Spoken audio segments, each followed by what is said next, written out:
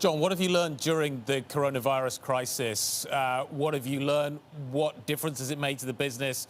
What has accelerated in the business as a result of it? Well, clearly the biggest acceleration has been people buying more food online and picking more food up at stores. Our online sales last quarter tripled over what they were previous year.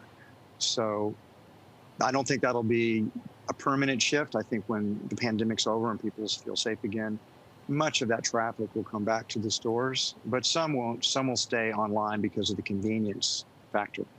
Do you get the impression that those are new people that you were able to sort of recruit online who will then go to your stores, or were these just people that migrated from the stores to online? There's some that are new, absolutely, because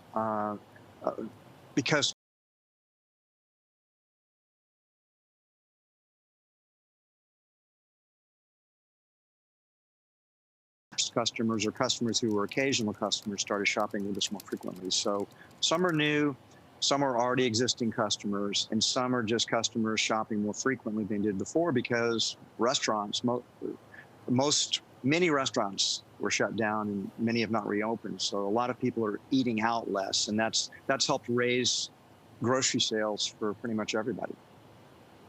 Are you seeing any food price inflation in the supply chain, John? Yes, there has been some food inflation so far, mostly due to supply chain pressures. We expect that post-pandemic that will begin to normalize out again. But there will be some other inflationary factors that are beyond just food. Just the general increase in the money supply may result in higher inflation down the road. So how do you manage that in terms of pricing? Because part of Amazon's model is lower price, right? So how do you deal with that? Oh, you deal with it the best way that you can, which means that sometimes you pass those price increases on to your customers and sometimes you don't. Whole Foods has done 3 major price reductions since the merger with Amazon 3 years ago, and we're working on our 4th right now. So we're doing what we can to keep our prices down. What has the Amazon transaction done to Whole Foods? What's been the biggest influence you've got? What have you learned from Amazon? What have they brought in? And what impact do you think it's having both from a consumer point of view and a financial point of view? Well, the merger with Amazon's been a great thing for Whole Foods. They've helped us in numerous ways. For one thing, they think long-term. They think really long-term. They're patient. That's enabled us to do price cuts, price reductions, because when you do a price reduction initially, your sales are going to actually fall off, because if you're selling something for $1, now you're selling it for 90 cents, your sales are going to drop. Over time, your volume will increase as people discover that the prices are better, but there can be a significant lag period between that, and Amazon's had the patience for that. Secondly, technology.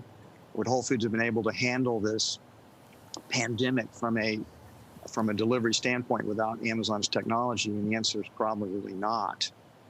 We wouldn't have been able to handle that. So that's been helpful. But also the way Amazon thinks, they're very data-driven.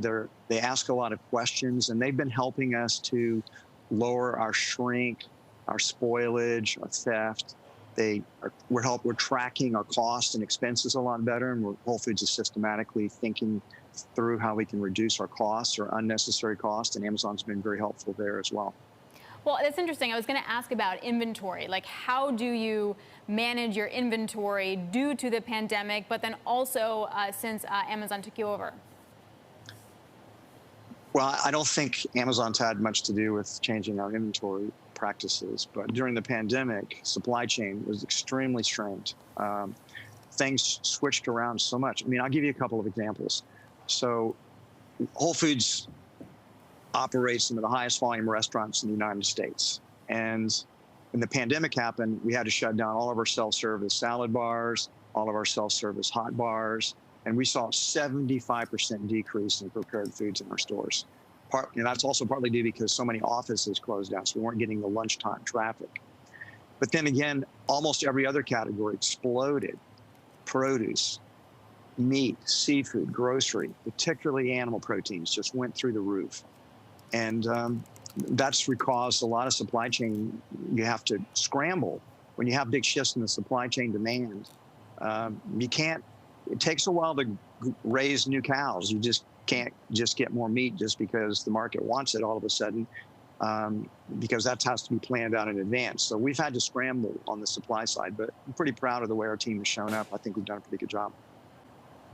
John, how does it actually work in terms of the delivery business? Have you got pickers in store filling baskets and those are then distributed? Is that a long-term model? Amazon certainly doesn't operate like that.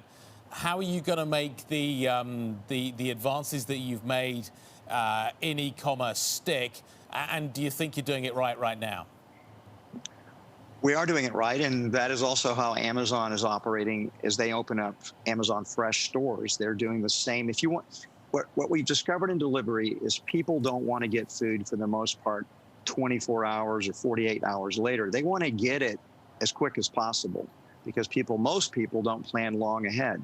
So being able to get their food from the grocery store in an hour or 2 hours or less, that's really what the market wants. People will pay a little bit more for convenience, and Amazon recognizes that. So that is a model Amazon is also adopting.